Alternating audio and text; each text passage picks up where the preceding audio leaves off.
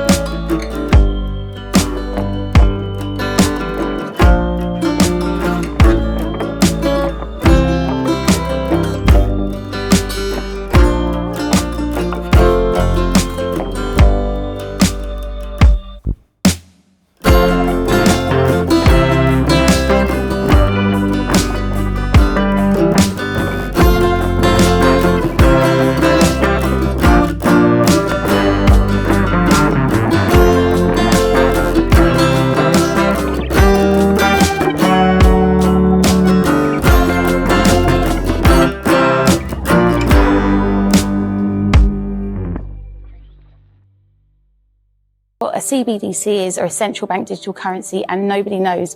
The central bank digital currency is basically what we have now, so it's fiat currency, but it's going to be entirely digital, which means absolutely in the control of the government and the central banks. Such a system would give the state full access to the details of all transactions, as well as the ability to cut off an individual's money supply with the flick of a digital switch. The CEO of the Bank for International Settlements recently told the world that the great thing about central bank digital currency was that they could track every transaction. We tend to establish the equivalence with cash, and there is a huge difference there. For example, in cash, we don't know, for example, who's using a $100 bill today. We don't know who is using a 1,000 peso bill today.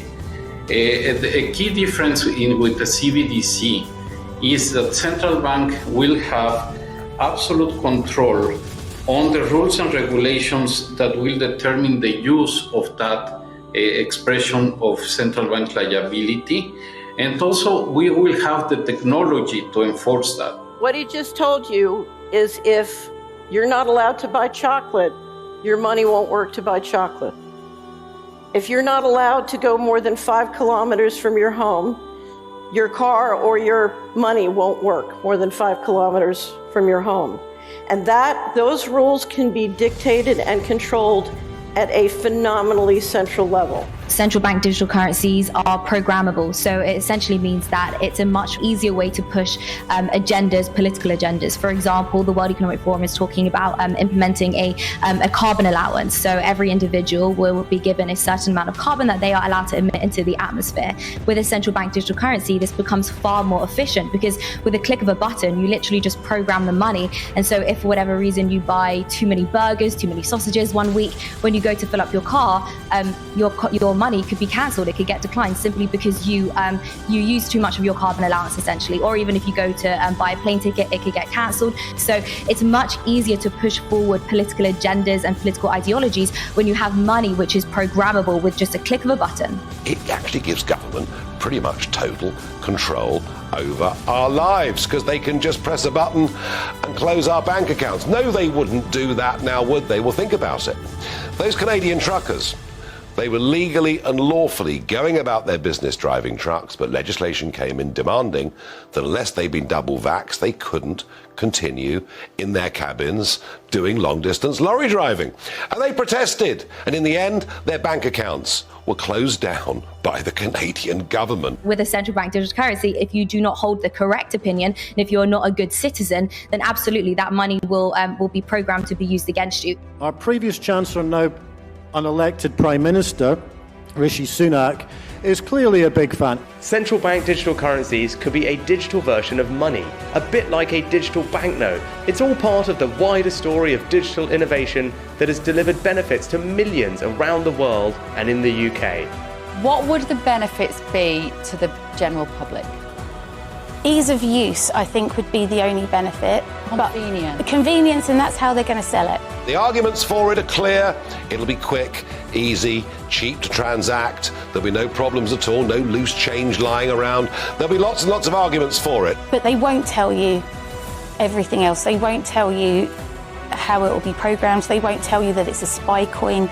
They won't tell you that they're trying to phase out cash and that they want to track absolutely everything that you're doing. The cons definitely outweigh any type of pros when it comes to, programming it for benefits and things like that. Because the money can also expire. Not enough people talk about that. During times of economic uncertainty, central banks like to print more money in order to stimulate the economy. But we could get to a point where instead of printing money, they say, well, if you don't spend 10% of your savings in the next 3 months, then this money is going to expire simply because they need that money to change hands. If I want to double taxes and just take it out of your account, no problem. They can take your taxes out without you having to bother to pay. They can decide what comes to them first.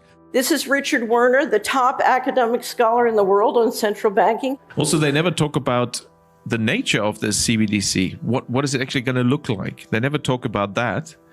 Right. But I heard one European central banker tell me what it's going to look like. He saw it.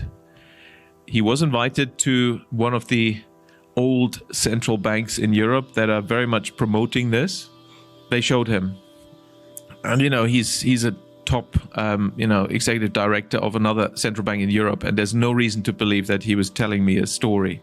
And it was around this large and would be implanted under your skin. So that is the plan. I had a friend, Nick Rockefeller, who was one of the Rockefeller family. And one of the things that we used to talk about was the ultimate plan of the banking industry, what they wanted to accomplish. The ultimate goal that these people have in mind is to create a one world government where everybody has an RFID chip implanted in them. All money is to be in those chips. There'll be no more cash. And this is given me straight from Rockefeller himself. This is what they want to accomplish. And you become a slave. You become a serf to these people. That's their goal. The goal of this manipulation, and has been for a very long time, is to get the world population to see as a good idea, or the only option in given circumstances that are manipulated into place, the creation of a one world government, a world central bank which would administer all financial transactions on the planet, a world currency which wouldn't be coins and notes, it would be merely electronic, cashless society for which there are fundamental implications for freedom, and a microchipped population linked to a global computer, the latter of which sounds bizarre to many people on first hearing, except that we are ridiculously close to it and the technology already exists.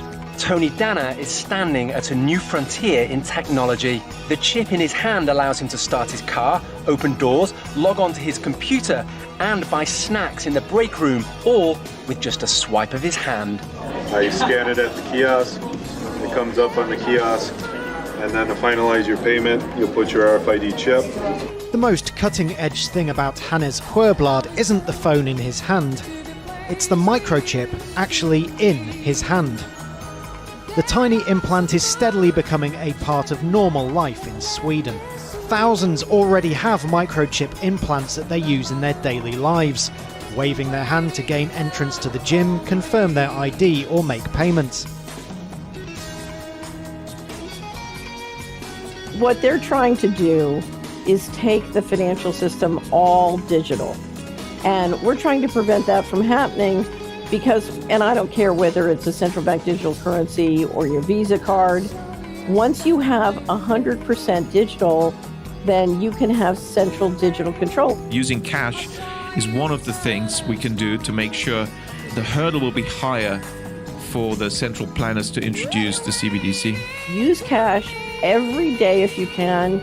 If you can persuade 10 members of your friends and family to do the same, and then persuade 10 members of their family or friends, and we spread this virally, there would be a revolution. We have the power individually to shift the entire state of affairs. We have the power to stop this. The only way this can succeed is if people like you and people like me sit on our ass, sit on the couch, don't get up, don't show up, and go along with it. If you look at the global control grid, it is us, we the people, who are financing it. We are going to work and we are building it. We are spending money in it. We are supporting it. We are supporting the people who are leading it. And we have the power to stop because they are few and we are many. And if we just stop helping, they can't do it. Everybody has power. Every single person. Because when you get a whole bunch of people, even if they have a little bit of power each, and you put it all together, now they got a lot of power. Now they can make governments do what they want. You think a snowflake is powerless until you realize enough of them get together, they can shut down New York City. There are millions and millions of people all over the world fighting. People are pushing back all over, and it's very significant. The human race does not want to be controlled. Freedom has won every time, and every time it looks hopeless. What they're trying to do is so against the fundamental wisdom in the universe that they will fail. You have nothing to lose by fighting it all the way down to the wire every day, because the alternative is something not only do you not want to live in it, but you do not want to arrive at the pearly gates and say that your soul accepted it.